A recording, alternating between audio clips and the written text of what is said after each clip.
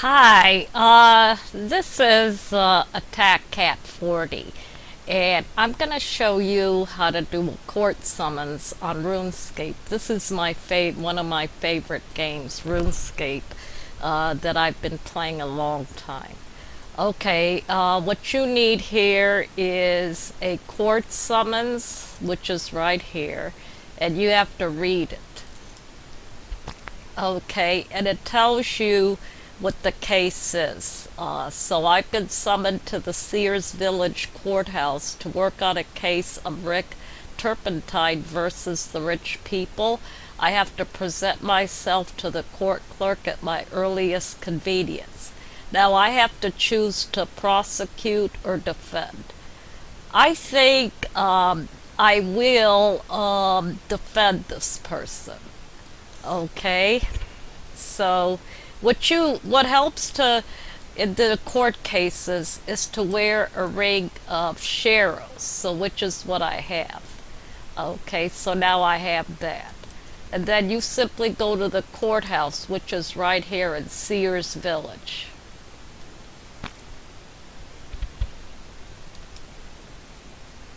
And then you talk to the court clerk.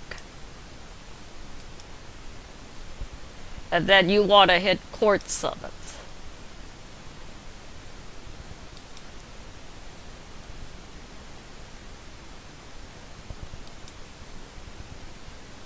Okay, now I look in the filing cabinet for more details in the case, and when I feel prepared, I use the stairs to enter the courtroom. So here is the filing cabinet. You want to make sure you have enough room in your inventory.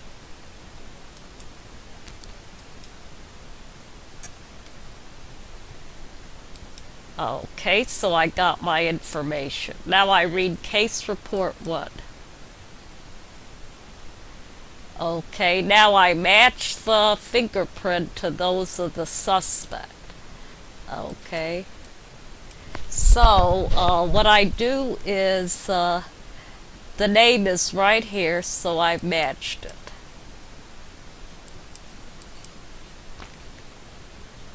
Okay, that's Rick Turpentine.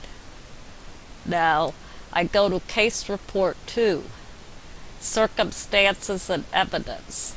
Now, the suspect is Rick Turpentine. The background. Now, I just read that. I'll pick up this recording after I've read it.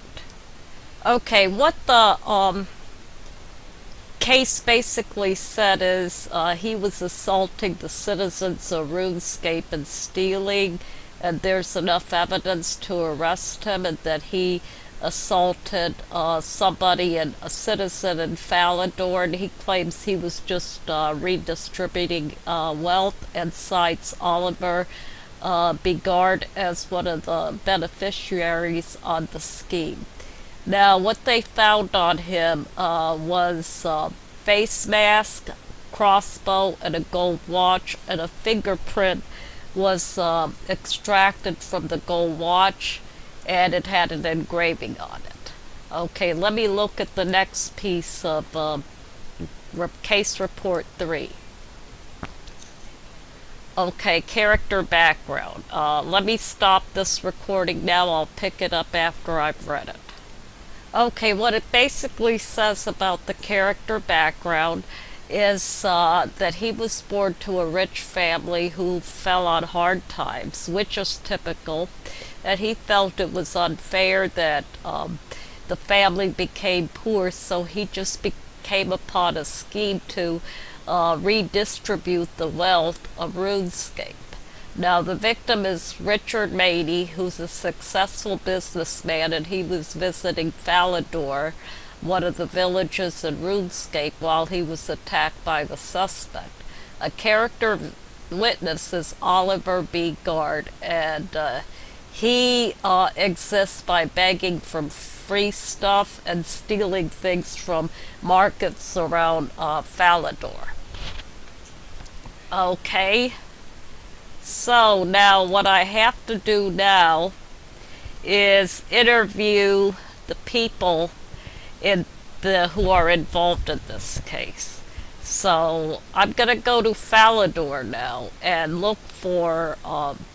Let me just. I'm gonna look for Rick Turpentine, and I'm gonna look for Richard Manny, and I'm gonna look for Oliver Beegard. So I'm gonna look and interview these three people. Okay, so I'm gonna stop the recording and I'll restart when I make it to Falador. 1 second. Okay, Falador. I'll teleport to Falador.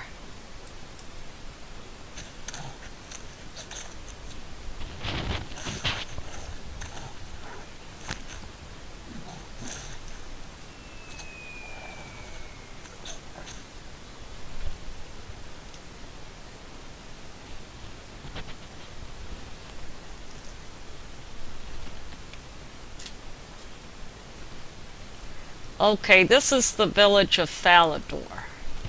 Now, let me find these characters on Runescape first, and then I'll restart my taping. Okay, I was just told that everybody's at the courthouse, so back to the courthouse. Okay, here's the teleport for Sears Village, because the courthouse is in Sears Village.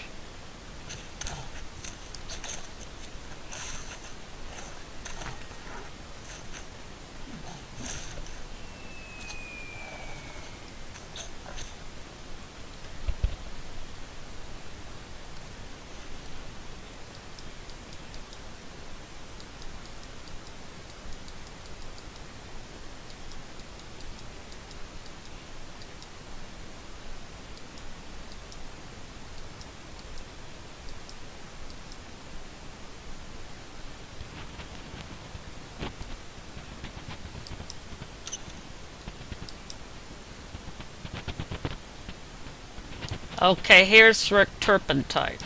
Still in jail.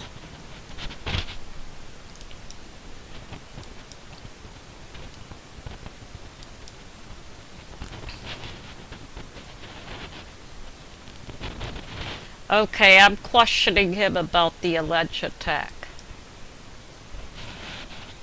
He said all he wanted to do to speak to the man, and he gives gifts to those poor that he is to boost their spirits and bring joy to their life. And in this case, he just wanted to talk to him about making a donation. But when he asked, he dismissed him and questioned the honor of him and his family, and he felt the need to defend himself. And so I asked him, well, what did he say that was so offensive? And he just said that it was no wonder I had to beg for money considering how he had dressed. And so I just go, owie, burn. And he says, indeed, so I defended my honor by attacking him as any gentleman would. I will admit that, but I did not steal from him, and this is a complete fabrication on his part, quote unquote. So now I'm going to ask him about his wealth redistribution. And so I question him about it. And he simply tells me he's been both affluent and poor, so he knows what it's like to be on both sides of the dividing line. And he sees it as his duty to help those less fortunate than him by encouraging the better off to give what they can. Agreed. Okay, I asked him about the gold watch. And so I questioned him on that. And he said, yes, it's his. And I tell him, well, you don't seem like a gold watch kind of guy. He said the watch would belong to his father and is his birthright. And for many years he carried the watch in his back pocket. Then before his father died of some disease they could cure back, then he gave him the watch. And I ask him about the engraving. And he says, "To my dear Rich. Rich is a common name in our family, and I'm the fourth." And I tell him, "But your name is Rick. It's not quite the same, is it? I mean, Rick and Rich, or Rich, I know Rick is short for Richard, and so is Rich, but Rick and Rich are not the same. So I need to get the facts straight, is what my concern is as my character in this game."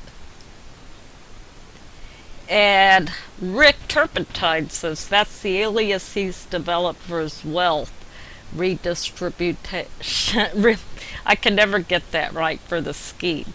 He says his full name is Richard. Why won't this change? Okay, so I tell him I don't have any more questions. Okay, now I'm gonna talk to Richard. What is he doing in jail? So I say I need to talk to him about the court case against Rick Turpentine. He goes, "About time. Do you know how much money I lose every minute I'm locked up in here?" "How much did you lose?" I ask him. He goes, "More than you're worth. Now hurry it up. I want that felon convicted and put away so I can get back to business." Isn't he a smart aleck? So I question him about the attack. So I question it. He goes, I have been at my estate agents discussing my right to evict tenants. When I left, I come face to face with this Turpentine lout. He asked me to deliver and stand or something similar. I really can't remember. I just ignored him. Whoa. And he said, I was thinking he's just a crazy person, but he attacked me and he shot arrows at me, and once I was wounded, he robbed me. Okay, so I asked him about his business. What line of business are you in? I asked him. And then he says, I specialize in property investment.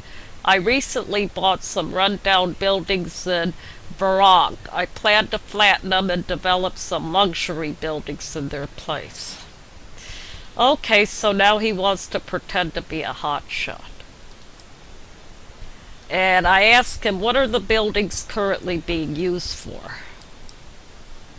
And he says, oh, they're filled with beggars and the odd leper. Okay, trying to be indignant here.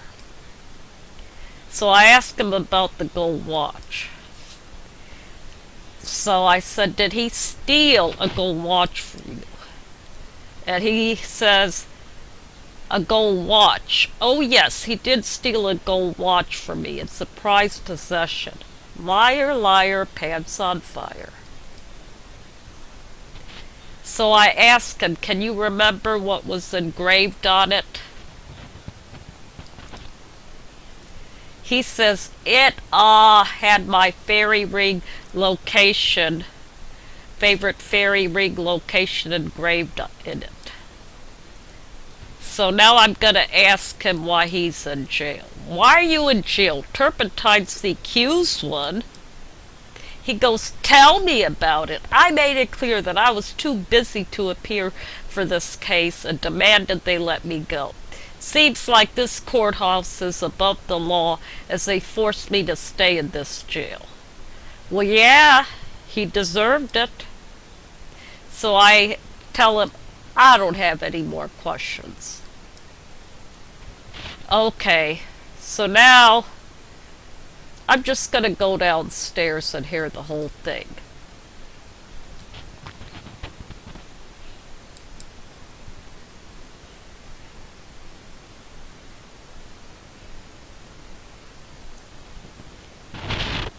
Okay, I have to do this in 2 parts now, it turns out.